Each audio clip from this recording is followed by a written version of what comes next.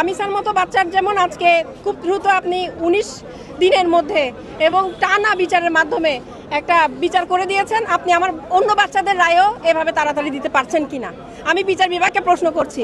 তা নাহলে তো বৈষম্য হবে আমার অন্য মরহুম বাচ্চাদের সাথে। রাইসা, খাদিজা, রিয়া, আশা, আজমিনা, এদেরগুলো কি কারণে এখনো চার্জশিট আসতেছে না? ভাইরাল না হলে আপনারা এদেশে বিচার নাই, এটা বুঝাতে চাইলেন? আজকে যে মেয়েটা মারা গেল 19 মে 2026 ইংরেজি তারিখে সকাল 9:30 থেকে সকাল 11টার মধ্যে ঘটনা, তার আজকের মধ্যে আপনারা মৃত্যুদণ্ড শুনেছেন না? শুনেছেন তো সবাই। তাহলে বাকি যে বাচ্চাগুলো এদেরগুলো কি কারণে এখনো আপনার ডিএনএ পরীক্ষা, তারপর আপনার মেডিকেল, এগুলোতে আটকে থাকে? তার মানে আপনারা কাজ করেন না, আপনাদের সক্ষমতা আছে। আজকের পর থেকে বুঝে গিয়েছি তো। আজকে আপনারা পুঙ্খানুপুঙ্খানুভাবে মেডিকেল রিপোর্ট, আপনার 16 জন সাক্ষী, সব কিছু যদি অ্যারেঞ্জ করে একটা বিচার খুব দ্রুত সময়ের মধ্যে করতে পারেন, তাহলে বাকিদেরগুলো কেন করছেন না? সক্ষমতা থাকার পরও করছেন না, মানে ভাইরাল না হলে আপনারা এদেশে বিচার নাই, এটা বুঝাতে চাইলেন? আজকের পর থেকে রেফারেন্স এটাই দিব যে রামিসারটা হতে পারছে, এটার কেন চার্জশিট আসে না? আজকে আমি এই বার্তাটাই পেলাম যে সক্ষমতা আছে, ভাইরাল না হলে কোনো ইস্যু দ্রুত কাজ হয় না। এটাই পরবর্তী প্রত্যাশা একটাই, আপিল নিষ্পত্তি করার জন্য একটা দ্রুত আপিল বেঞ্চ প্রতিষ্ঠা করুন, যেখানে ধর্ষণ এবং এই ধরনের সহিংসতার আপিল নিষ্পত্তি হবে খুব দ্রুত।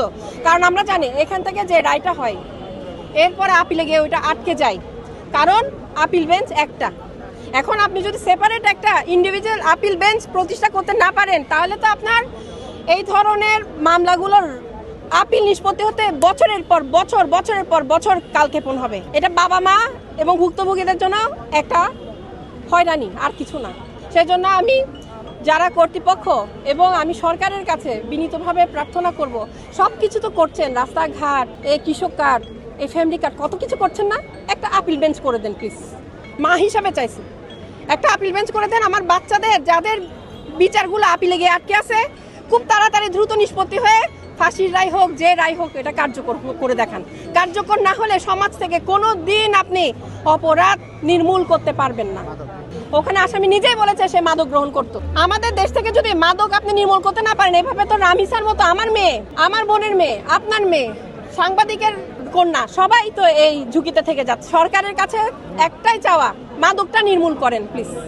মাদক যতদিন থাকবে এই ধরনের ঘটনা, এই ধরনের পাশবিকতা আমাদের দেখতে হবে, আমাদের শুনতে হবে। আইনজীবী হিসেবে আমাদের দেখতে হচ্ছে।